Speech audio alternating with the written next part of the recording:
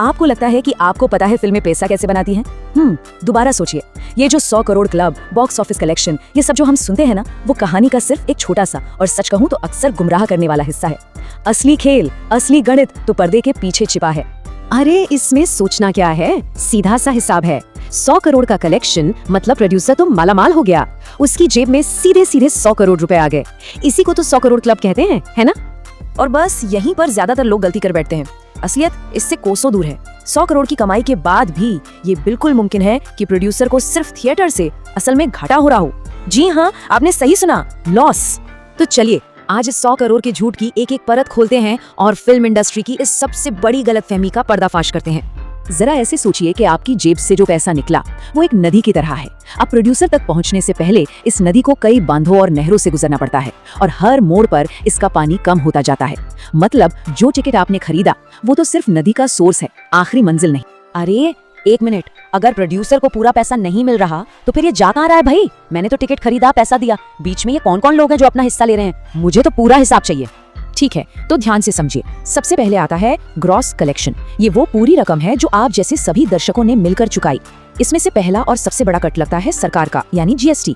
फिर आता है थिएटर का मालिक, जिसे हम एग्जिबिटर कहते हैं, वो अपना अच्छा खासा हिस्सा रखता है। उसके बाद नंबर आता है डिस्ट्रीब्यूटर का, जो फिल्म को थिएटर तक पहुंचाने वाला बिचौलिया है। इन 3 बड़े कट्स के बाद जो छोटी मोटी रकम बचती है ना, सिर्फ वो प्रोड्यूसर तक पहुंचती है। और ये देखिए, ये तस्वीर पूरी कहानी बयां कर रही है। बाई तरफ जो पैसों का इतना बड़ा ढेर है वो है ग्रॉस कलेक्शन, और दाई तरफ वो छोटा सा ढेर देख रहे हैं, वो है प्रोड्यूसर का हिस्सा।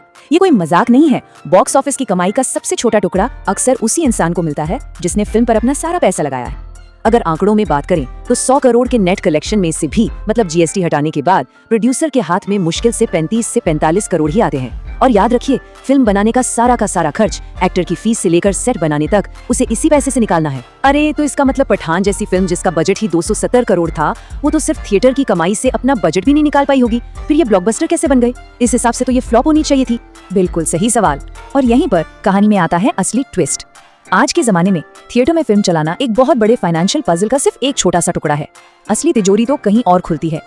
जरा इस पाई चार्ट पर नजर डालिए। ये है मॉडर्न फिल्म मेकिंग का असली सच।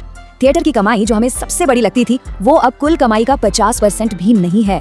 असली मोटा पैसा तो इन बाकी हिस्सों से आ रहा है। OTT प्लेटफॉर्म्स, टीवी चैनल्स और म्यूजिक राइट्स। बॉक्स ऑफिस अब किंग नहीं रहा। और ये सिर्फ कोई थियोरी नहीं है, ये है असली चौंकाने वाले नंबर। जवान को नेटफ्लिक्स से मिले 250 करोड़। कल की 2080 9880 को तो रिलीज से पहले ही अमेज़न और नेटफ्लिक्स से मिलाकर 375 करोड़ की डील मिल गई।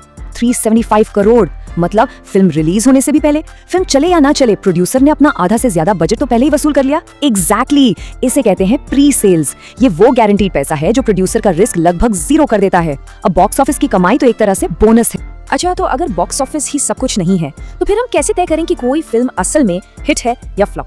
इसका असली फॉर्मूला क्या है? मीडिया तो हमें सिर्फ बॉक्स ऑफिस के नंबर ही बताती रहती है। फॉर्मूला बहुत सिंपल है। एक फिल्म तभी हिट मानी जाती है जब उसकी कुल कमाई यानी टोटल रेवेन्यू उसकी कुल लागत यानी टोटल कॉस्ट से ज्यादा हो। और इस टोटल रेवेन्यू में थिएटर, OTT, सैटेलाइट, म्यूजिक, मतलब सब कुछ जोड़ा जाता है। सिर्फ बॉक्स ऑफिस नंबर देखना अधूरा सच देखने जैसा है। इस नए बिजनेस मॉडल को अगर ठीक से समझना है तो दंगल से बेहतर कोई केस स्टडी हो ही नहीं सकती। ये फिल्म दिखाती है कि कैसे सही स्ट्रैटेजी से मुनाफा आसमान छू सकता है। सबसे पहले इसका बजट देखिए, सिर्फ 70 करोड़। क्या? सिर्फ 70 करोड़? आमिर खान की फिल्म के लिए आज तो एक्टर्स इससे ज्यादा फीस ले लेते हैं। अरे यही तो खेल है। ये एक फाइनेंशियल मास्टर स्ट्रोक था। हर रुपया सही जगह लगाया गया, जिससे प्रॉफिट का मार्जिन पहले से ही बहुत बड़ा हो गया था। और अब देखिए असली जादू। भारत में तो फिल्म सुपरहिट थी ही, लेकिन सिर्फ एक देश, चीन में इसने 1235 करोड़ का ग्रॉस कलेक्शन किया। क्या कह रहे हो? 1200 करोड़ से ज्यादा सिर्फ चीन से? ये तो भारत के टोटल कलेक्शन से भी कई गुना ज्यादा है। ये कैसे हुआ? क्योंकि फिल्म का जो इमोशनल कनेक्शन था, एक पिता का अपनी बेटियों के लिए सपना, वो यूनिवर्सल था। ये दिखाता है कि सही कहानी किसी भी भाषा और देश की सीमाओं को तोड़ सकती है। तो सारे खर्चे और कटौतियों के बाद असली नंबर ये है। प्रोड्यूसर की जेब में 630 करोड़ से भी ज्यादा का नेट प्रॉफिट आया। मतलब 70 करोड़ लगाकर 630 करोड़ का मुनाफा। जी हाँ, ये लगभग 900% का रिटर्न ऑन इन्वेस्टमेंट है। स्टॉक मार्केट में भी ऐसा रिटर्न नहीं मिलता। ये सिर्फ एक हिट फिल्म नहीं थी, ये एक फाइनेंशियल फिनोमेना था। तो दंगल के इस केस से ये शीशे की तरह साफ है कि ब्लॉकबस्टर फिल्मों के नियम पूरी तरह बदल चुके हैं। चलिए उन सारे मिथकों को एक आखिरी बार तोड़ते हैं जिन्हें अब हमें दिमाग से निकाल देना चाहिए। तो जो मैं पहले सोचता था कि 100 करोड़ कलेक्शन मतलब 100 करोड़ का प्रॉफिट, वो सरासर गलत है। असलियत में प्रोड्यूसर को 35-45 करोड़ ही मिलते हैं। मैं सोचता था कि बड़ा स्टार मतलब गारंटीड प्रॉफिट, वो भी गलत है। अगर बजट कंट्रोल से बाहर है तो बड़ा स्टार भी फिल्म को नहीं बचा सकता। और नेटफ्लिक्स डील का मतलब फिल्म थिएटर में पिट गई, बिल्कुल गलत। नेटफ्लिक्स डील का मतलब है प्रोड्यूसर ने अपना रिस्क खत्म कर दिया है, और ये कि टिकट का सारा पैसा प्रोड्यूसर को मिलता है, ये तो सबसे बड़ा झूठ निकला। तो अगली बार जब आप किसी फिल्म का बॉक्स ऑफिस कलेक्शन सुने तो एक बात याद रखिएगा, आज के दौर में थिएटर में फिल्म रिलीज करना असली पैसा कमाने वाली डील्स के लिए दुनिया का सबसे बड़ा और सबसे महंगा ट्रेलर चलाने जैसा है। असली खेल तो पर्दे के पीछे ही होता है। देखिए, बॉलीवुड के पर्दे पर जो दिखता है ना, वो कला है, लेकिन पर्दे के पीछे जो होता है वो एक बहुत ही बेरहम, बहुत ही सोचा समझा बिजनेस है। बिजनेस या फिर एक ऐसी मशीन जो हमें और आपको ये यकीन दिलाती है कि जो दिख रहा है बस वही सच है। आज हम उसी पर्दे को हटाने वाले हैं। तो चलिए सबसे बड़े झूठ से ही शुरू करते हैं। आपको लगता है 100 करोड़ मतलब फिल्म हिट हो गई? हिट? अरे ये तो बॉलीवुड का सबसे बड़ा मार्केटिंग स्कैम हो सकता है, और मजे की बात यह है कि हम सब इसका हिस्सा हैं। बिल्कुल, इसे आप एक फाइनेंशियल डीप डाइव समझिए। हम पैसे के सफर को फॉलो करेंगे। सबसे पहले हम 100 करोड़ के झूठ को एक्सपोज करेंगे, फिर आपके टिकट का पैसा आखिर जाता कहां है उसे ट्रैक करेंगे। बॉक्स ऑफिस के बाहर जो असली बिजनेस चलता है उसको समझेंगे। इंडस्ट्री के उन छुपे हुए राजों को सामने लाएंगे जिनके बारे में कोई बात नहीं करता, और आखिर में एक आम इंसान के लिए असली नफा नुकसान का हिसाब भी लगाएंगे। तो सबसे पहले आइए इस 100 करोड़ के जाल को ही समझते हैं। पोस्टर पर जो नंबर छपता है ना, वो प्रोड्यूसर की कमाई बिल्कुल नहीं है। वो तो बस एक हेडलाइन है, एक चारा है जिससे आपको थिएटर तक खींच कर लाया जाता है। सोच कर देखिए, एक फिल्म 100 करोड़ का ग्रॉस बॉक्स ऑफिस कलेक्शन करती है, हर जगह बड़ी बड़ी हेडलाइन छप जाती है, लेकिन प्रोड्यूसर तक पहुंचा कितना? देखिए, सबसे पहले तो सरकार अपना टैक्स लेगी, फिर थिएटर वाला अपना एक बड़ा हिस्सा रखेगा, उसके बाद जिस डिस्ट्रीब्यूटर ने फिल्म को थिएटर तक पहुंचाया वो अपना कमीशन लेगा। ये सब कटने के बाद प्रोड्यूसर की जेब में अगर किस्मत अच्छी रही तो शायद 40 से 45 करोड़ ही आते हैं। सोचिए, 100 करोड़ में एग्जैक्टली। तो ये 100 करोड़ क्लब है क्या फिर? ये एक छलावा है, एक मार्केटिंग का तरीका जिससे फिल्म की ब्रांड वैल्यू बढ़ती है। क्यों? ताकि जब प्रोड्यूसर टीवी चैनल्स और ओटीटी प्लेटफॉर्म्स के पास जाए तो कह सके मेरी फिल्म 100 करोड़ की है, अब मुझे ज्यादा पैसा दो। असली प्रॉफिट से इसका सीधा कोई लेना देना है ही नहीं, ये सिर्फ एक हवा बनाने का खेल है। ठीक है, इसको और गहराई से समझने के लिए चलिए काम करते हैं, आपकी खरीदी हुई एक टिकट के सफर पर चलते हैं। इससे एकदम साफ हो जाएगा कि पैसा असल में जाता कहां है और आपके हाथ से निकलकर किस किस की जेब में गिरता है। कल्पना कीजिए, फ्राइडे की रात है, आपने एक टिकट खरीदी, मान लीजिए 200 रुपए की। अब देखते हैं ये 200 रुपए कहां कहां और कैसे कैसे बढ़ते हैं। आपको तो लगेगा कि प्रोड्यूसर अमीर हो गया, पर सच कुछ और ही है। इंडस्ट्री में एक ऑफिशियल सिस्टम है जिसे कहते हैं वाटरफॉल मैकेनिज्म, मतलब पानी की तरह पैसा ऊपर से नीचे की तरफ बहता है। सबसे ऊपर है ग्रॉस कलेक्शन यानी टोटल टिकट सेल्स, वहां से सबसे पहले टैक्स का हिस्सा कट जाता है, फिर थिएटर का मालिक अपना किराया और हिस्सा रख लेता है, फिर डिस्ट्रीब्यूटर, और आखिर में जो कुछ बूंदे बचती है ना, वो जाकर प्रोड्यूसर तक पहुंचती हैं। और असलियत देखिए जरा, आपके 200 रुपए में से लगभग 30 रुपए तो सीधे जीएसटी में सरकार को चले गए। बचे हुए 170 में से थिएटर का मालिक, जिसका कोई क्रिएटिव रिस्क नहीं है, वो लगभग 85 रुपए रखता है। इसके बाद डिस्ट्रीब्यूटर अपना 25 रुपए का हिस्सा लेता है, और जिस प्रोड्यूसर ने फिल्म पर सारा पैसा और सालों लगाए, जिसने सारा का सारा रिस्क लिया, उसके हाथ में आते हैं सिर्फ 60 रुपए। और ये तब है जब मल्टीप्लेक्स आपसे पॉपकॉर्न के 500 रुपए अलग से ले रहा है और बुक माई शो आपसे नॉन रिफंडेबल कन्वीनियंस फी भी ले रहा है। उनका रिस्क 0। लेकिन यहाँ कहानी में एक बहुत बड़ा ट्विस्ट है। अगर प्रोड्यूसर को टिकट से इतना कम मिलता है तो फिर फिल्में बनती ही क्यों हैं? क्योंकि थिएट्रिकल कलेक्शन यानी सिनेमा हॉल से होने वाली कमाई अब पूरी पिक्चर है ही नहीं। असली पैसा प्रोड्यूसर का सेफ्टी नेट कहीं और से आता है। ये बात हमसे छुपाई जाती है। आज के दौर में एक फिल्म की कुल कमाई का सिर्फ 40 से 50% ही थिएटर से आता है। असली मुनाफा 50 से 60% नॉन थिएट्रिकल सोर्स से आता है, और इसीलिए कई ऐसी फिल्में हैं जो बॉक्स ऑफिस पर फ्लॉप होने के बावजूद प्रोड्यूसर के लिए प्रॉफिटेबल साबित होती हैं। फिल्म रिलीज होने से पहले ही प्रोड्यूसर सेफ हो जाता है। लेकिन रुकिए, ये जो सेफ्टी नेट की बात हो रही है ना, इसका एक दबा हुआ सच भी है जो मीडिया हमें नहीं बता रही।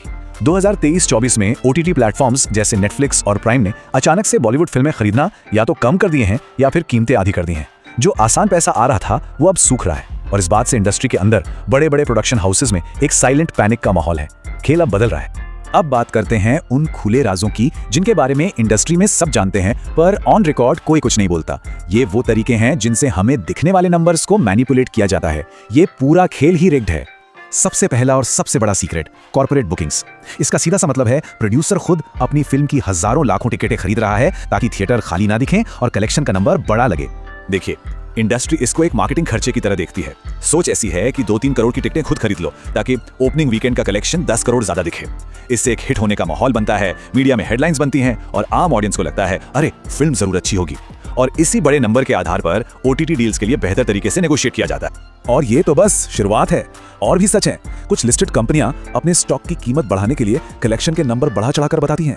प्रॉफिट्स को कागजों पर ऐसे छुपाना ताकि एक्टर्स को उनका प्रॉफिट शेयर न देना पड़े, जिसे इंडस्ट्री में हॉलीवुड अकाउंटिंग कहते हैं। पीआर एजेंसीज के जरिए क्रिटिक्स को पैसे देकर पॉजिटिव रिव्यूज लिखवाना, और इतिहास गवाह है कि फिल्म प्रोडक्शन को ब्लैक मनी को व्हाइट करने के लिए भी इस्तेमाल किया गया है।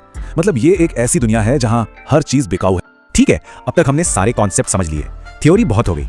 चलिए अब इन सबको एक असली हाल ही की फिल्म के एग्जाम्पल पर अप्लाई करके देखते हैं कि एक फिल्म असल में हिट या सुपर प्रॉफिटेबल बनती कैसे है। यहाँ हम रॉकी और रानी के प्रेम कहानी का एक अंदाजन हिसाब देख रहे हैं। आप देख सकते हैं कि फिल्म बनाने और उसकी मार्केटिंग का कुल खर्चा था लगभग 178 करोड़, एक बहुत बड़ा इन्वेस्टमेंट। जबकि थिएटर, ओटीटी, सैटेलाइट और म्यूजिक राइट से कुल कमाई हुई लगभग 274 करोड़। तो कागज पर तो साफ साफ प्रॉफिट। और यही तो असली पंचलाइन है। ये फिल्म इंडिया के बॉक्स ऑफिस पर सिर्फ एक एवरेज हिट थी। इसने डोमेस्टिक मार्केट से अपना पूरा बजट भी रिकवर नहीं किया था। लेकिन ये सुपर प्रॉफिटेबल बनी क्यों? क्योंकि इसने दो चीजें की। पहला, विदेश में यानी ओवरसीज मार्केट में जबरदस्त कमाई की, और दूसरा, रिलीज से पहले ही Amazon प्राइम के साथ 80 करोड़ की एक बहुत बड़ी डील साइन कर ली थी। अगर ये दो चीजें ना होती तो ये फिल्म कागज पर लॉस में जाती। तो आज का हिट फॉर्मूला एकदम साफ है और ये हमसे छुपाया जाता है। स्टेप 1, फिल्म को एक बड़े थिएट्रिकल इवेंट की तरह मार्केट करो ताकि एक ब्रांड वैल्यू बने। स्टेप 2, इंडिया के बॉक्स ऑफिस से बस इतना कमा लो कि मार्केटिंग और थोड़ा बहुत प्रोडक्शन कॉस्ट निकल जाए, ब्रेक इवन भी हो जाए तो बहुत है। स्टेप 3, असली मोटा मुनाफा कमाओ ओवरसीज कलेक्शन से और पहले से बेचे गए ओटीटी और सैटेलाइट राइट से, जहां रिस्क जीरो है। तो अगली बार जब आप कोई फिल्म देखें तो उसे सिर्फ एक कला की तरह नहीं, बल्कि एक high risk high stakes business की तरह देखें। और ये जरूर सोचें कि जब आप एक टिकट खरीदते हैं तो आपका पैसा आखिर जा कहां रहा है और आप असल में सपोर्ट किसे कर रहे हैं, प्रोड्यूसर को, थिएटर को, या सिर्फ एक छलावे को।